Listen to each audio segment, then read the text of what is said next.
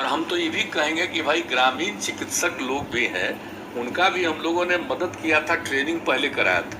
हम उनसे भी आग्रह करेंगे कि भाई नजर रखिए, गांव के लोग इलाज कराने के लिए आप ही के यहाँ चले जाते हैं, तो जो ग्रामीण चिकित्सक लोग हैं उन लोगों को भी ध्यान रखना चाहिए। वो जैसे ही देखते हैं, अगर उनको कोई लक्षण दिखे तो तुरंत उनका जांच के लिए आप कहिए कि जांच करा लीजिए। तो हर किसी को, और जितने हमारे जनप्रतिनिधि हैं, अब हमारे बिहार के जनप्रतिनिधियों में कोई कमी नहीं है। हम जानते हैं आप लोगों में बहुत क्षमता है, हमको पूरा विश्वास है आप पर। आखिरकार बिहार में अगर हमने इन चीज़ों का सामना किया है तो इसमें आप सब लोगों की बहुत अच्छी भूमिका है। आपने भी इसके लिए जो काम किया, उसी के चलते बिहार कम से कम प्रभावित रहा है। लेकिन आगे भी हम प्रभावित न हो, इसके लिए आवश्यक है आपको जागरूक रहना, आपको सजग रहना और लोगों को बताना है भाई डरो मत। ये तो आ गया है दुनिया भर में, डरने की कोई जरूरत नहीं है। सचेत रहना है, सजग रहना है। और सचेत और सजग रहने में क्या है भाई कि अगर किसी प्रकार की भी उसको लक्षण मिलता है तो उसकी जांच करा लेना चाहिए।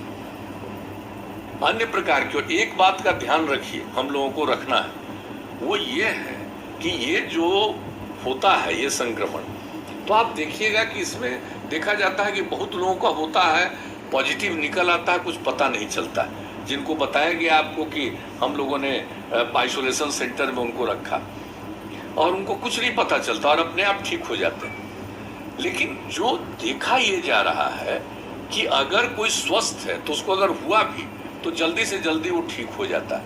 लेकिन उसके चलते अगर कोई अस्वस्थ लोग सामने आ गया, उम्र वाले लोग आ गए, 65 साल से अधिक उम्र वाले,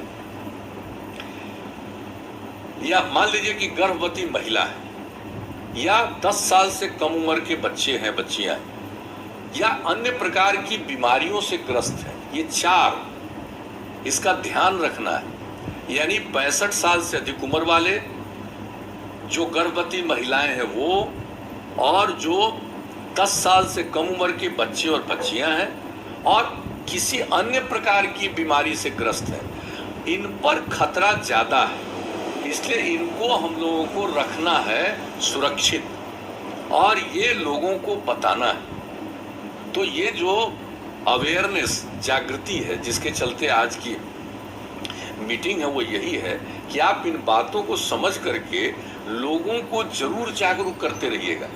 नहीं तो बहुत लोगों को लगता है एक स्टेज के बाद लगेगा हम तो बिल्कुल ठीक ठाक है। अरे बिल्कुल ठीक ठाक है, ठीक ठाक रहिएगा। और हम लोगों की प्रार्थना है कि सब स्वस्थ रहें। लेकिन कुछ लोगों का अस्वस्थ होना, कुछ लोगों का गुजर जाना, ये तो कोई रोक नहीं सकता है। लेकिन जागृति रहेगी तो अकारण किसी को नुकसान नहीं पहुंचेगा। इसलिए आज की ये बैठक है, मुझे बड़ी खुशी हुई। और आप लोगों को से हम यही निवेदन करेंगे कि इसी प्रकार से लोगों के बीच में जागृति रखिएगा। और जो 2-3 बातों की चर्चा हम लोगों ने की, उस बात पर ध्यान रखिएगा। और कहीं जरा सा भी जिसके चेहरे से आपको लगे कि इसमें अस्वस्थता है तो उसकी जांच जरूर होनी चाहिए। और हम लोग, आप जान लीजिए, अब जांच का ही नहीं, इसके प्रतिदिन की व्यवस्था बहुत ज़्यादा हम लोगों ने करवा दी। और हम लोगों का लक्ष्य है प्रतिदिन जांच का 10